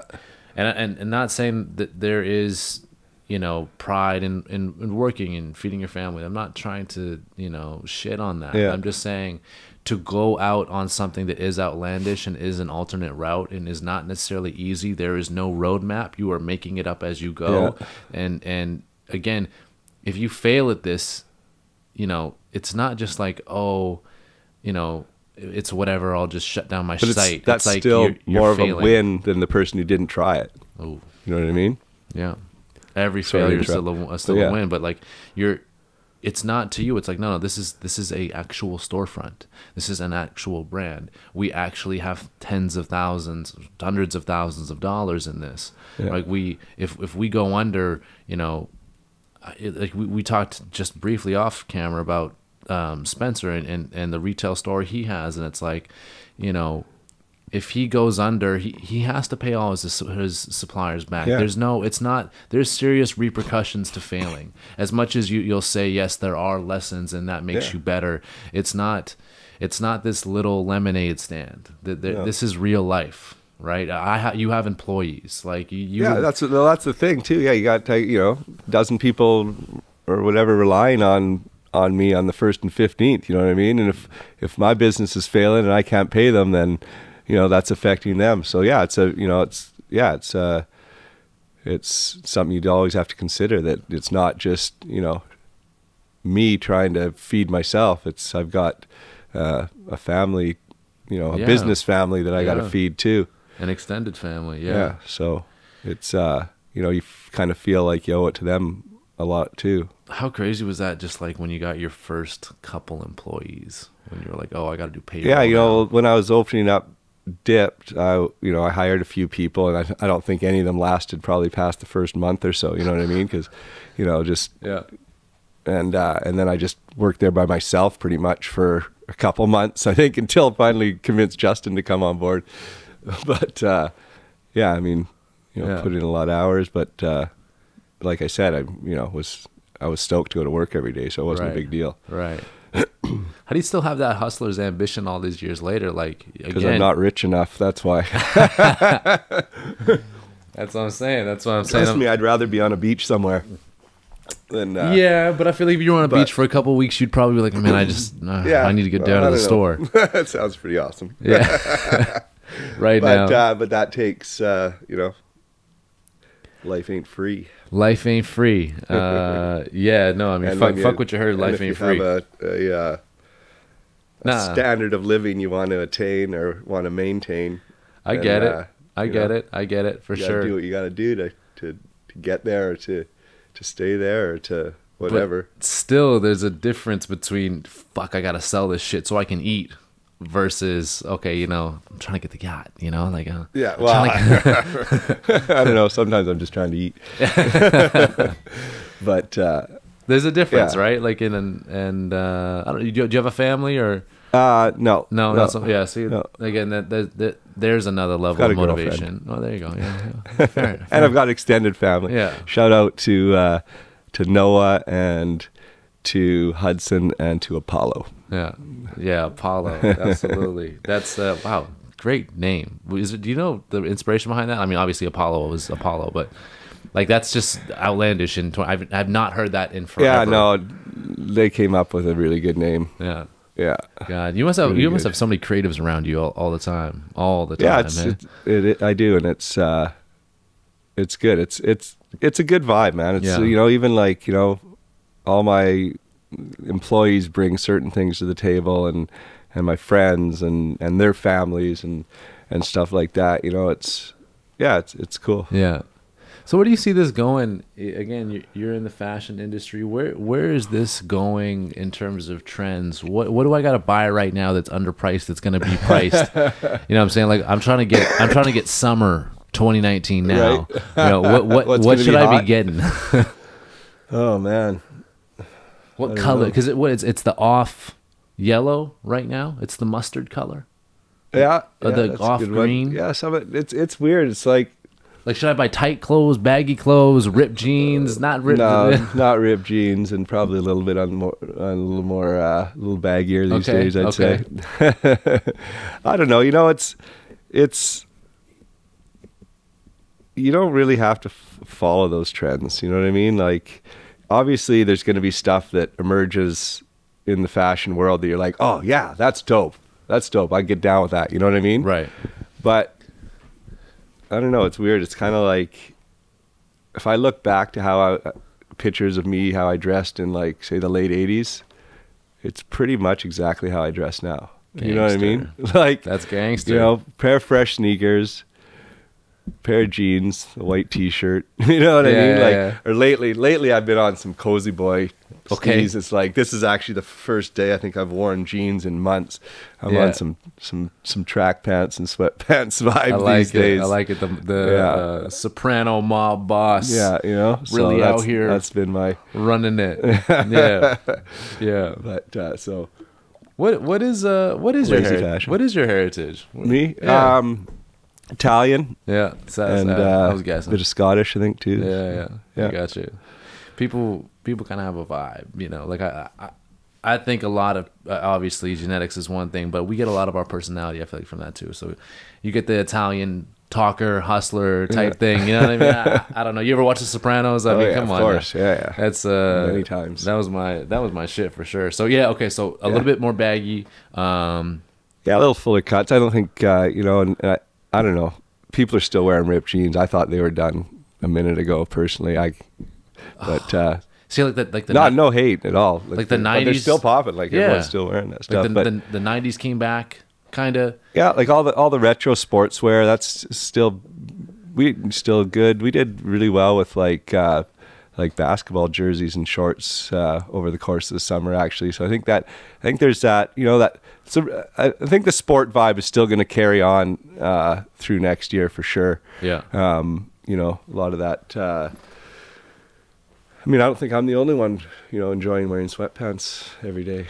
You know what I mean? No, see, yeah, I got lucky, man, because when I was coaching, and all the guys that I've been coaching know this, I had a uniform every day, so I just had 2 pairs of all black Nike sweats, both top and bottom, and I would just rotate them bitches constantly. Unreal. And that was it. And I just have a pair of gray sweats for home, and that was it. And a couple of years ago, I'd be looking like a slob 24/7, but it's a slick athletic look, right? It's not it's not dirty, you know what I mean? It's clean. It's clean for sure. No, I'm with that. I like that whole look. I think one of the main things that's probably changed with me is, well, some people might laugh at this, but I'm not quite as flashy as I used to be. Okay. But some people might look at me and go, Jesus, you used to have what were you doing chains before? or something like that? Oh, multiple. Oh, my God. Okay. Do you see that? I don't know if you saw that or not. There's a 50 Cent does all these skits now with 6ix9ine, Tekashi or whatever, right? Yeah. Did you see that skit with the inhaler? No. Oh my God! See, we need Jamie, the producer, to pop some shit up on the stream. But long story short, because he's just trolling. Like 6ix9ine is just the ultimate troll. I love 50 Cent. He hasn't changed one bit. Have you read his book, by the way? He has the 50th Law. Yeah, trust me. You don't make that kind of money by being an idiot, man. Like, no, he's his own, like, he marches to beat his own drum, but he's not an idiot, man. He's a smart dude. There's no doubt about that. Like, you don't get there without being smart. Yeah, 50. It was Dre and then it was 50 for me, for sure. Like Power of a Dollar came out, and somehow I fucking heard it on Hornby. But Get Rich or Die Trying was like that's still so Many Men. sick. Oh my, like I'm in the gym, it's crazy on repeat. I've never stopped listening to that since it came out. I remember Jay Swing hooked me up with an advanced copy of the tape when I was going to Atlanta for the I think it was 2002 All-Star game, NBA All-Star game. Yeah. That was pretty crazy. But so I had that tape, and I was carrying it with me everywhere. Anytime I get in someone's car, so I'd be like, yo, put this. They'd be like, what? People are just bugging out, man. Bugging out. Yeah. So, yeah. No, that was it. But no, so he has these skits or whatever on Instagram, because that's how people do it these days. Yeah. Excuse me. People's skits get more views than their music do. Oh, for sure. It's fucking crazy. So he has this skit of 6ix9ine of him, and he's like his son or whatever, right? That's like what they're playing. Son, my son, why are you going, you got all these A's, but you getting this, you failing gym class. Why you failing gym class? He's like, oh, well, people don't know because I got asthma. And he's like, oh, you got asthma? All right, well, I'll tell you what. And he just gets his chain out, and it's like one of those old school fucking huge links. And it comes down, and it's a diamond-plated inhaler. And he's like, oh, my God, Pops, you got me this? He's like, oh, yeah, no, like, it works, too. And he's like, it works. So he's rocking that around right now. But so there's 50 with the big chains. Yeah. But that style was that was gangster. I still have all my old throwback jerseys. I've got bins of those, man. I shudder to think of how big they are if I put one on right now. I'll be honest, I might have a bunch of dresses right now, not jerseys. Because it was the length. I remember getting the length plus 2, plus 3. Yeah, right? Yeah. Oh, man. That was good. I got one. It's a Fresh Prince of Bel-Air jersey. Oh, sick. Oh, it's the sickest thing. I broke it out for the Raptors game. And it's the first time I ever worn it. So it's a Bel-Air Academy. Smith on the back. Another one. Yeah. Extra long. It was gangster. Sick. But you have to... It's funny because I bought that when I was like maybe 16, 17 or something like that. Yeah. And I bought it extra big. For sure. You know what I mean? And it fits me now. Yeah, perfect. So like with the style or whatever. So because that's what it is now. So you can wear the jerseys, but it's got to be like kind of like more tight, skin tight. I don't know if people are rocking it over the hoodie anymore. I don't know that. I know it used to be a thing, but they're like skin tight, arms out, whatever, like stuff like that. So. Yeah. But that was hands down best throwback jersey that's a ever. good one. That's a good one. I'm a big Will Smith Freshman to Bel Air. That's how I would not. I'd be a virgin right now if it wasn't for watching Will Smith. You know what I'm saying? He's like, that's what's up. So this podcast would not exist because I learned how to talk. I'd be talking to myself. Exactly. I was more a Carlton man than a Will Smith man coming up. So you know, he turned me into someone that can have a fucking conversation. So it's pretty cool seeing him adjust to the whole content game too. I don't know have you been seeing that? He's still staying relevant for sure. I don't know. He looks like he's having fun though when he's doing it. You know what I mean? You don't look at him and be like, corny old guy. You know what I mean? No. You're like, dope, man. That's dope. That's Will. You know? That's Big Willie style right there. When he was on the roof doing that dance and stuff recently. Kiki. Yeah. That was dope. He was one of the first people to do it too. Like like to do it in like a epic epic way. Exactly. It's like, that's dope. You're still cool. And you know, he's like the dad of YouTube. Oh yeah. I mean, but people will be like, because I actually like his old like pop stuff. I'll rock with it. Like he's got some good stuff. He's got some good shit. Like get out of here. And I'll say like, yo, I fuck with his music. And I'm like, look, he makes music? I think he's just an actor, right? And anyway, so seeing him go to the content game has been so cool. And now he's the pinnacle now. Like him, Dwayne The Rock Johnson, Joe Rogan podcasting, and like he's now one of the mainstays, and he just kind of popped up like that, which I thought was funny.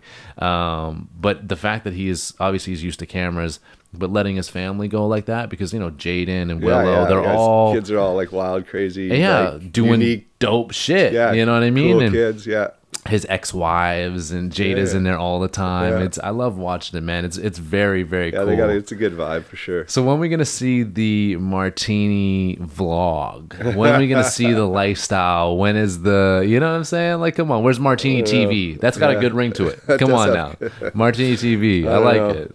I had to find the time, I guess. You don't have to find the time. You get the digital team. Come on now. I just double the Vancity original team. Listen, now we're doing this original content. You could just throw some ads on there right away. Bam, pay for the team. That'd be a great look, man. All the stories you have, and you're still making stories to this day. It's not like you're slowing down.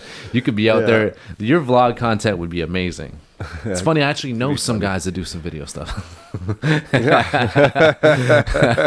He's too busy. He's in a corner like, no, I don't need it. He's looking for his next guest already.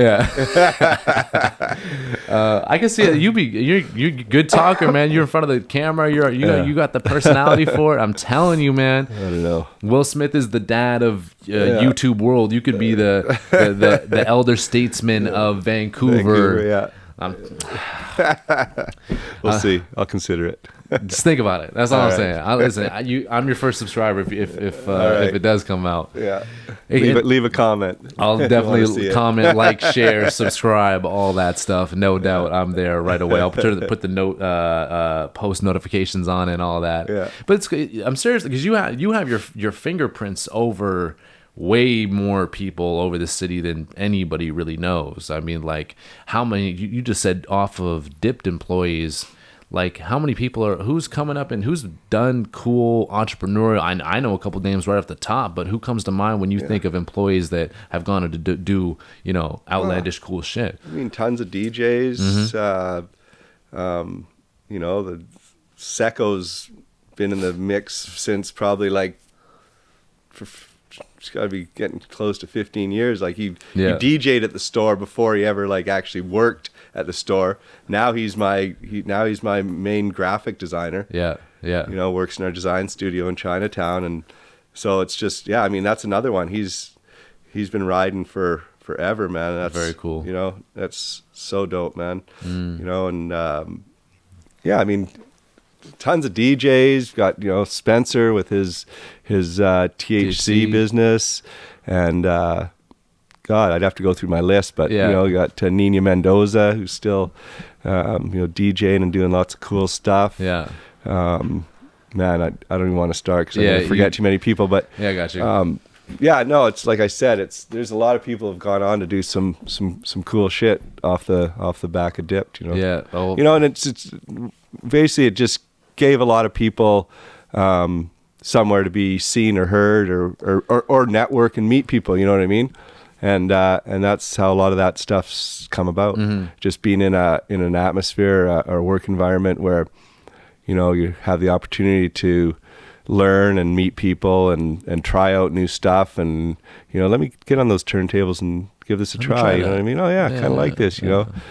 And yeah, that's a good look. You know, yeah, that's a good look for sure. I think that once we always talk about Toronto having their turn, and I think once Vancouver, you know, eventually has their turn, so to speak, yeah, your fingerprint's gonna be fucking everywhere. You know what I mean? Yeah, Like there's a couple guys, you know, that put in the leg work, like 10, 20 years before anything happens. And it's cool. It's going to be cool. I mean, even now, maybe we don't get our turn for another 5 years, 10 years, or whatever. Something's got to happen eventually. You know what I mean? Well, I think, like I was saying with Jamie, I think that we're getting to the point where the quality is there. It's not, the art is there now. It's not to say that it was in the future, but again, it was just kind of, again, like backpack-ish, or, you know, I hate to use that term, but there's a lot of amazing, whether that's actors, DJs, rappers, singers, producers, that visually, digitally, there's so much coming out now, right? That, again, has their roots in the whole urban punk, grassroots thing, which fucking all came out of DIPT. Like, I used to go to, you know, in the late 80s, go to punk shows, but like in between bands, they'd be playing Run DMC. You know what I mean? That's so tight. You know, it was dope. That's so tight.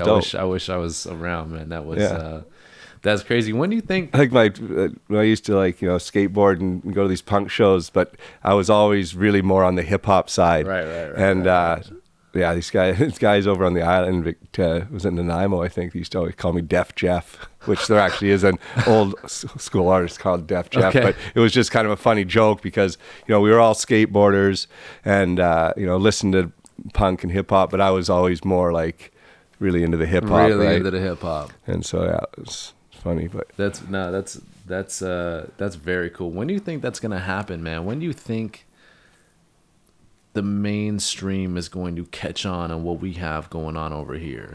Like, is it something they kind of already have? Maybe, you know what I mean, man. Like, I know you're getting a lot of. mainstream. I know you're getting a lot of success, right? Like, but I mean, there's undiscovered talent. There's undercapitalized talent. We don't have a sound yet, so to speak. When is that coming? Will that ever come? Is it in the near future? When you have your finger on the pulse, so I'm interested to see what you think.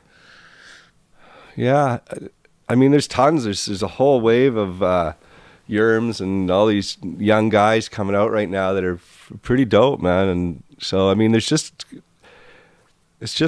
slowly progressing. I mean, you've got guys that, you know, like, look at all the stuff that, like, you know, Shane and Prev and, you know, Swollen Members and the Rascals and you know, those are, you know, a couple. And then they've got all these, you know, all the guys out and Stomp Down guys like Snack and Mercules and those guys, and then all this new young wave.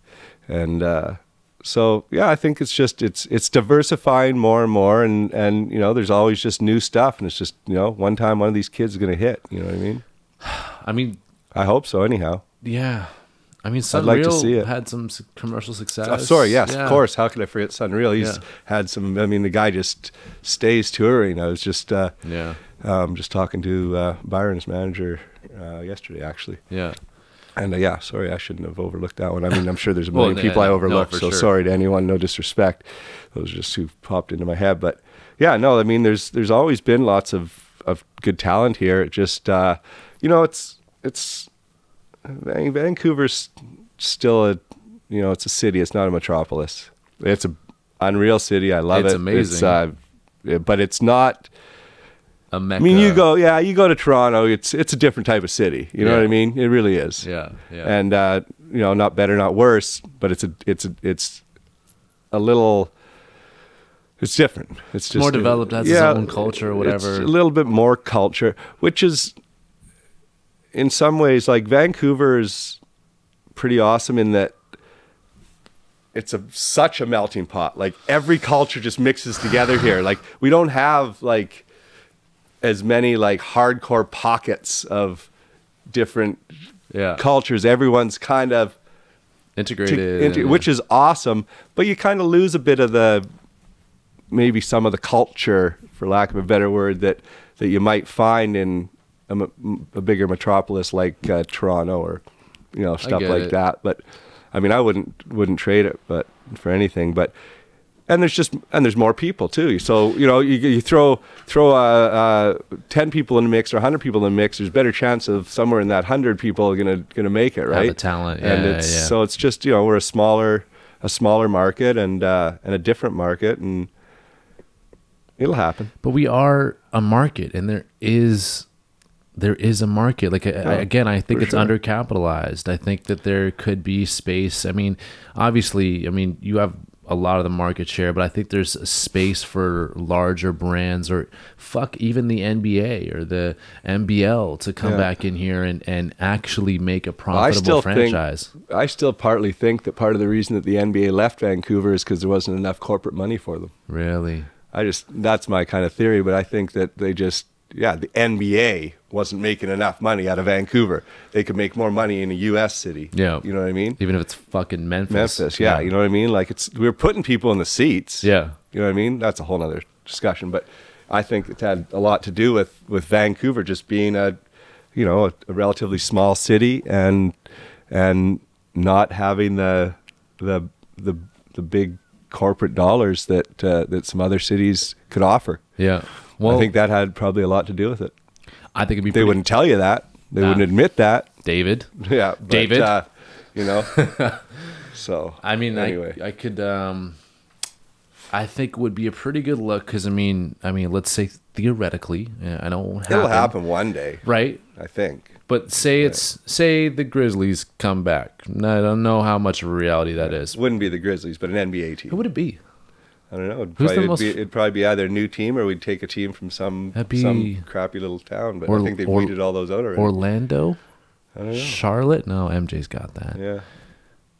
They're not going to take really anything out of the States because there's always enough people. You know what I mean? There's just so many people.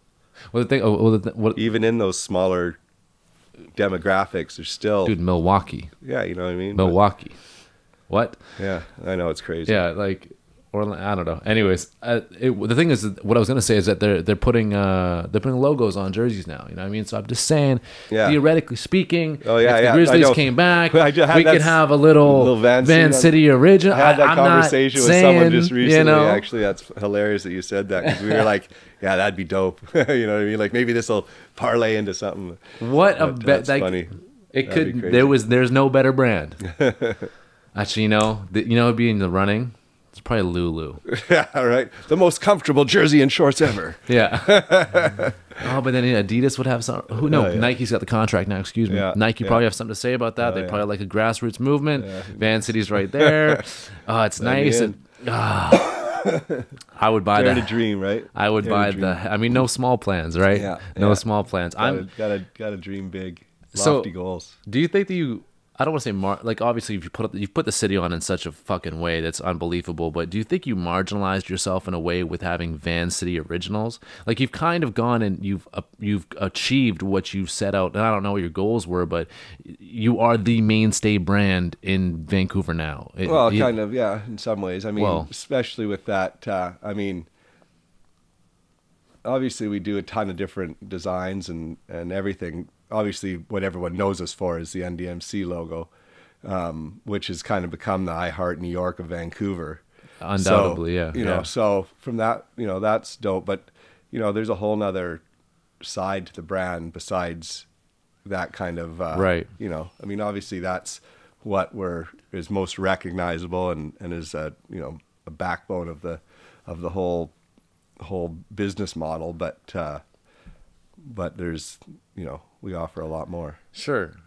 Yeah. But I don't know if you could go into Calgary and say Calgary Originals, No, but I've got a sister brand that I do with a guy, Steven Dubinsky in Winnipeg called the Peg Authentic. Oh. I also have one in the Okanagan called the OKV, Okanagan Valley. Oh. I've done stuff in Toronto, Run 416. I'm gonna just eat my words right here, yeah, for sure. So it can't be Vancity, but it can be. But you can, there's, you know what I mean? And that's a very good market. And people have tried to.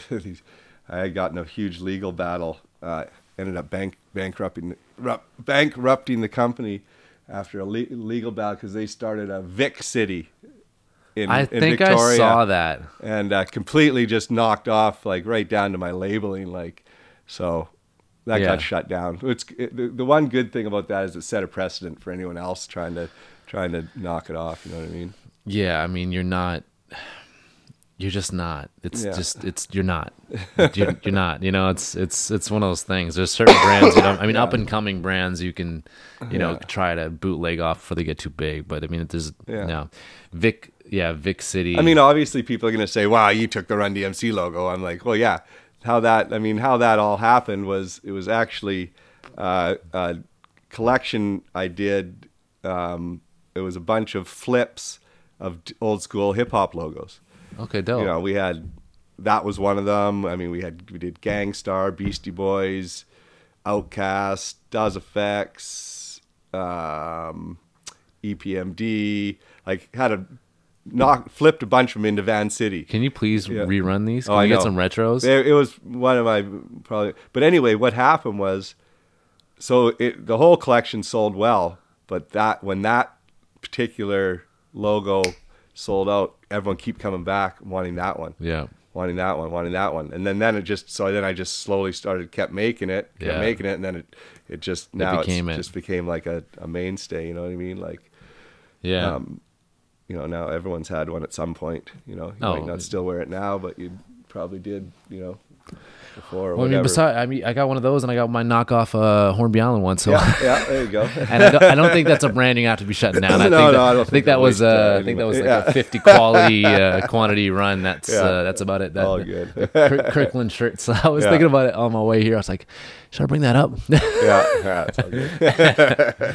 I mean, take it as a compliment, man. Because no, I know it's. And people do. I think what happens too is, I've always, there's people are doing it like still to this day. Like, they don't. I don't know if they obviously see that shirt around and it gives them inspiration to. Because I don't think a lot of these people are like huge Run DMC fans. I think they saw a Vancity shirt. Even know who Run DMC is. So they see a Vancity shirt. They're like, "Oh, that's cool. I could do my business with that." And it happens time and time again. And it's like, come on, man. Yeah, man. I hear you. Either way, man. Listen, you came through. You did something. I don't think that a lot of people probably think you could have done at the time, and that's cool. What's more important to me is, and I think probably the general public, is the legacy you've left behind, and the people you've influenced along the way, and the fact that Vancity Originals hasn't even reached its peak. Yeah. You know what I mean? Especially with just what you've done in the past 18 months is. Yeah, we're definitely on a trajectory right now. We're trying to anyhow. And again, I don't know what the goals are, in fact, what are the goals? I mean, like, again, you're going to have to wait and see. You're going to have to wait and see. God damn it. God damn it. I'm waiting. The goal is to make some money. The goal is to get worldwide. No, but it's, well, and you got to understand too, it is a fairly regional, we sell it online worldwide, but it is a fairly regional brand as well, you know what I mean? And that's why we want to offer more stuff that's, getting away from that logo and just, realize that, we've got some good stuff that is cool, whatever it says on it, you know what I mean? And doing stuff that's less boldly branded, like a little VC logo, stuff like that. The self-hired shirt you're wearing, it's like stuff like that that someone maybe still wants to wear something that says Vancity on it, but they don't want that big bold billboard on the front of their shirt. You know what I mean?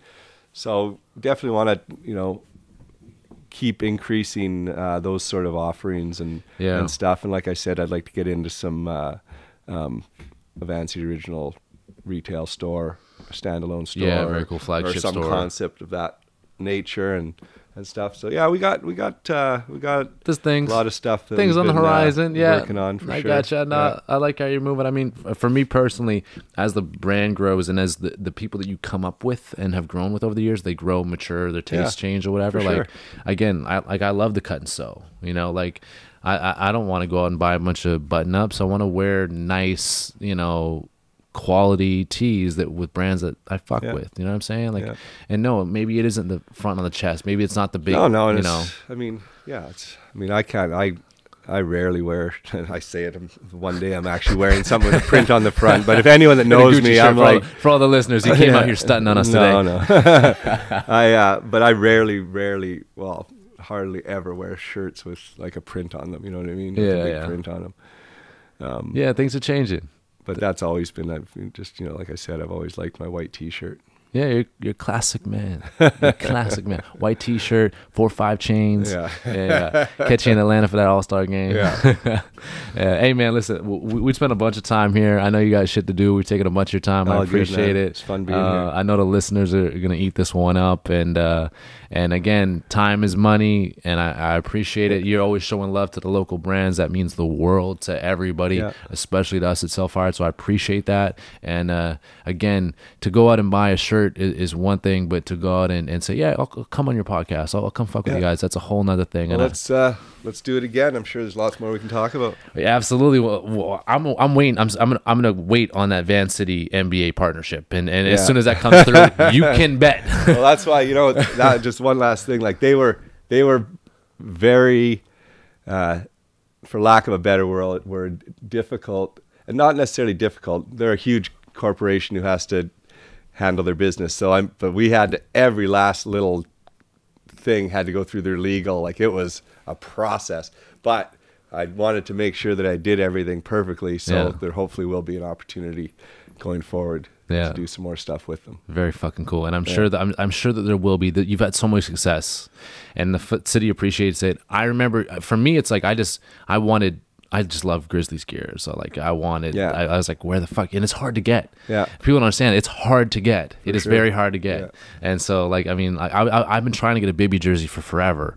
And you know what I mean? So it's just like these things that we don't see, these colors, these logos, they're gone. And so we see a bunch of they come and go pretty quick. We just had something actually. Exactly. Right. So, I appreciate that. Yeah. As a consumer, I appreciate Well, and you as a baskletball hooper, fuck yeah. Right? So. Yeah. No, like I love the Seattle Supersonics gear and the old everything. It's dope to me. Retro's my thing for sure. That's what's up. Yeah. Anyways, man, I appreciate you, listeners. Thank you guys for tuning in, and we'll see you next week. So thank you very much. Thank you. Peace. Damn.